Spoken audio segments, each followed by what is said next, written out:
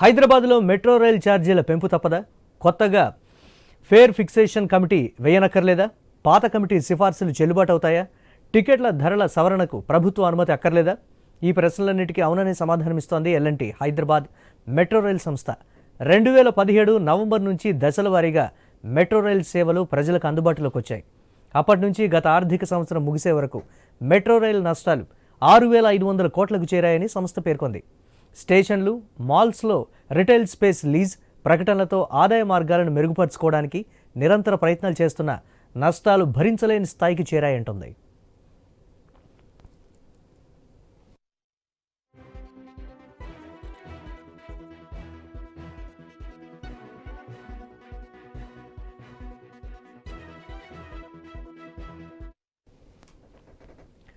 కోవిడ్తో తీవ్రంగా నష్టపోయామని metro rail ఛార్జీలను సవరించాలని L&T metro 2022లో రాష్ట్ర ప్రభుత్వాన్ని కోరింది. కానీ అప్పటి బీఆర్ఎస్ సర్కార్ సుముఖంగా లేకపోవడంతో ఛార్జీల పెంపు వాయిదా పడింది. నష్టాలు ఏటా పెరుగుతూ ఉండటం, ఇటీవల బెంగళూరులో మెట్రో ఛార్జీలు 44% పెరగడంతో హైదరాబాద్ మెట్రో సైతం ఛార్జీల పెంపునకు సిద్ధపడింది. ప్రస్తుతం కనిష్ట ఛార్జీ 10 రూపాయలు, గరిష్ట ఛార్జీ 60 రూపాయలు ఉండగా ఎంత పెంచాలి, ఎప్పుడు పెంచాలి, మొదట పెంచి ఆ తర్వాత తగ్గించాలా, ఇలాంటి పలు కోణాల్లో సంస్థ ఆలోచిస్తోంది. ఇప్పటికే 59 రూపాయల హాలిడే సేవర్ కార్డును రద్దు చేసింది. మెట్రో కార్డుపై రద్దీ వేళల్లో 10% రాయితీని కూడా ఎత్తివేసింది. ఇప్పుడు బెంగళూరులో మెట్రో ఛార్జీలు పెరగడంతో హైదరాబాద్ ఎల్ఎన్టీ సంస్థ కూడా ఛార్జీల పెంపు దిశగా ప్రయత్నాలు చేస్తోంది.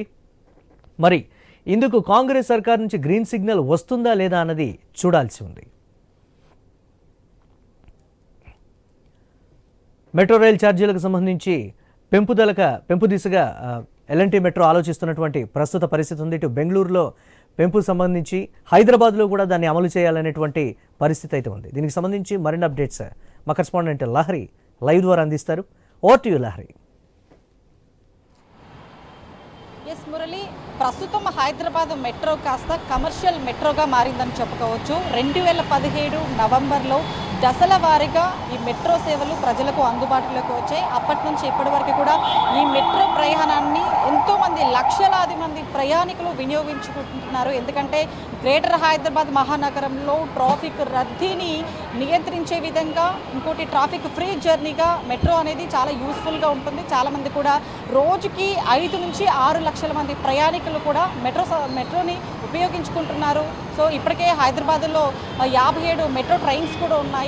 రోజు కూడా మెట్రో టైమింగ్స్ కావచ్చు, మెట్రోకి సంబంధించినటువంటి ప్రతిదీ కూడా ప్రజలు ఉపయోగించుకుంటున్నారని చెప్పుకోవచ్చు. అయితే ఇప్పటికే మెట్రోకి సంబంధించినటువంటి గత ఆర్థిక సంవత్సరం వరకు కూడా 6,000 పైగానే కొన్ని కోట్ల రూపాయల వరకు కూడా అప్పుల్లో నష్టాల్లో ఉన్నాం. కాబట్టి ఛార్జీలు పెంచే దిశగా అయితే ఇప్పటికే మెట్రో సంస్థ ఆలోచన చేస్తుంది. సో ఇప్పటికే చూసుకోవచ్చు, 2017లో వచ్చినటువంటి మెట్రో సంస్థ, ఆ తర్వాత కోవిడ్ రావడం జరిగింది. కోవిడ్లో చాలామంది కూడా ప్రయాణాలు చేసేటువంటి వాళ్ళు చాలా తగ్గిపోయారు. సో ఆ 2 ఇయర్స్ వరకు కూడా భారీ నష్టాల్లో ఉన్నామని చెప్పేసి మెట్రో ఛార్జెస్ పెంచాలని చెప్పేసి అప్పటికే ఎల్ఎన్టీ సంస్థ గత ప్రభుత్వంలో కూడా కోరడం జరిగింది. కానీ అప్పుడు సుముఖంగా వాళ్ళు స్పందించలేదు. సో ఛార్జెస్ అనేటివి అలాగే ఉన్నాయి. అయితే ప్రస్తుతం 10 రూపాయల నుంచి 60 రూపాయల వరకు కూడా మెట్రో ఛార్జెస్ ఉన్నాయి. ప్రస్తుతం అయితే ఆ ఛార్జెస్ని కూడా పెంచే దిశగా మెట్రో ఆలోచిస్తుందని చెప్పుకోవచ్చు. అయితే ఇప్పటికే బెంగళూరులో 44% వరకు కూడా ఛార్జెస్ని పెంచడం జరిగింది. సో అక్కడ పెంచేసరికి ఇక్కడ కూడా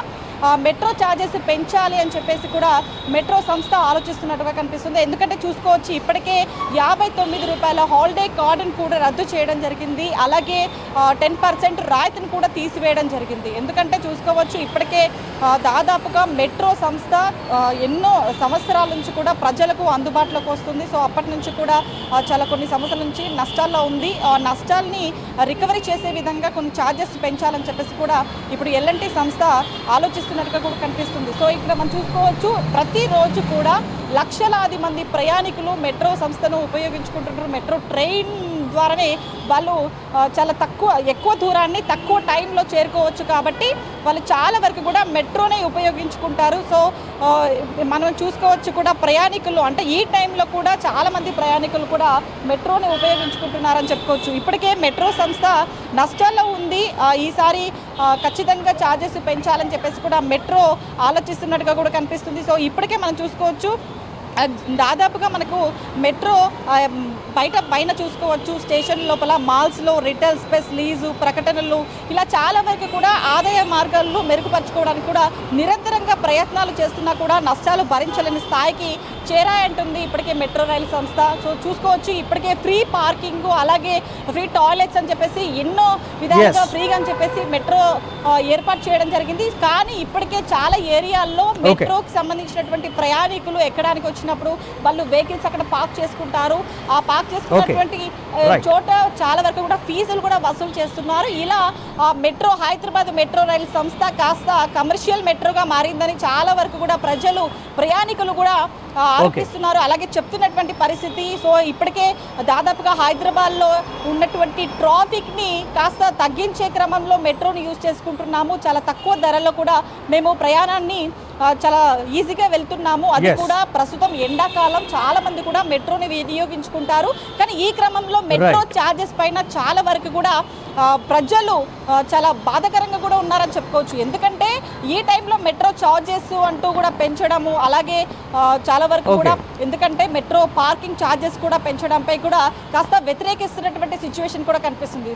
సో మొత్తం మీద అయితే హైదరాబాద్ మెట్రో రైలు సంస్థ ఎక్కడ చూసినా కూడా ఇటు ఛార్జెస్ పెంచే దిశగా అయితే మనకు ఆలోచిస్తుందని చెప్పుకోవచ్చు. సో ఓవరాల్గా అయితే మెట్రో ఛార్జెస్ పైన ఇప్పటికీ కాంగ్రెస్ సర్కార్ మరి ఎలాంటి నిర్ణయం తీసుకుంటుంది, నిజంగానే ఇప్పుడు బెంగళూరులో పెంచినటువంటి 44% పెంచినటువంటి ఛార్జెస్ మరి హైదరాబాద్లో కూడా ఎంత పర్సంటేజ్ పెంచుతారు, ఎప్పుడు పెంచుతారు, ఎంత పెంచుతారు అనేది కూడా ఒక క్వశ్చన్ మార్క్ ఉంది. మరి ఎలాంటి సంస్థ ఎలాంటి నిర్ణయం తీసుకుంటుంది, మళ్ళీ కాంగ్రెస్ ప్రభుత్వం ఏం చెప్తుంది దానిపైన డిసైడ్ అని చెప్పేసి కూడా మనకు త్వరలో తెలిసే అవకాశం అయితే రైట్. Thanks for update.